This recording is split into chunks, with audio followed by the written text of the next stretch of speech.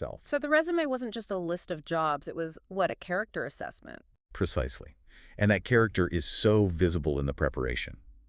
This brings us to a fascinating detail that really shows what kind of deep work we've lost. Go on.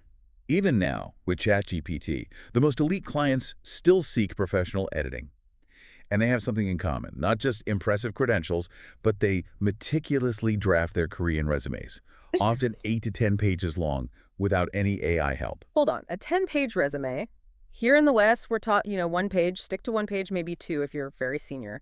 What does a 10-page document signal? It's a powerful cultural indicator of commitment.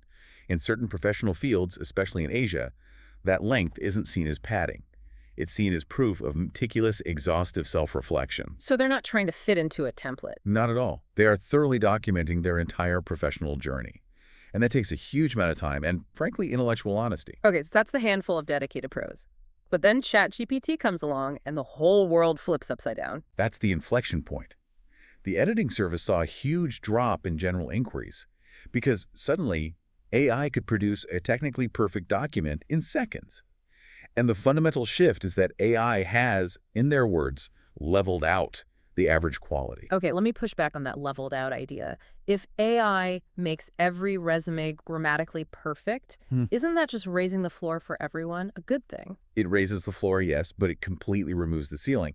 And critically, it removes all the human markers of effort. HR managers are now just drowning in resumes that sound perfect. They all have the same optimized, confident voice, the little flaws, the unique phrasing that might reveal a different way of thinking.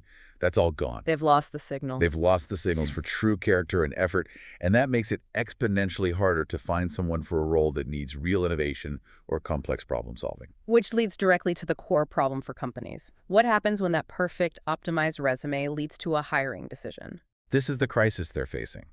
They hire someone based on this flawless resume, only to find out the new hire cannot perform the work.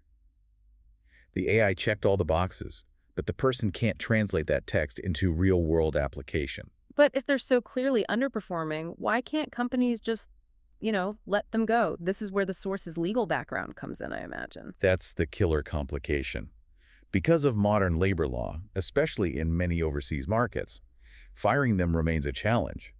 You can't just fire someone for not being as good as their resume said. Right, you need a paper trail. You need to document failure to meet objectives, give warnings, go through these long performance improvement plans. And if the gap is subtle, like they meet the bare minimum but can't innovate, the company is just stuck with a costly, underperforming employee. This failure to tell real talent from just, optimized text brings us to the most extreme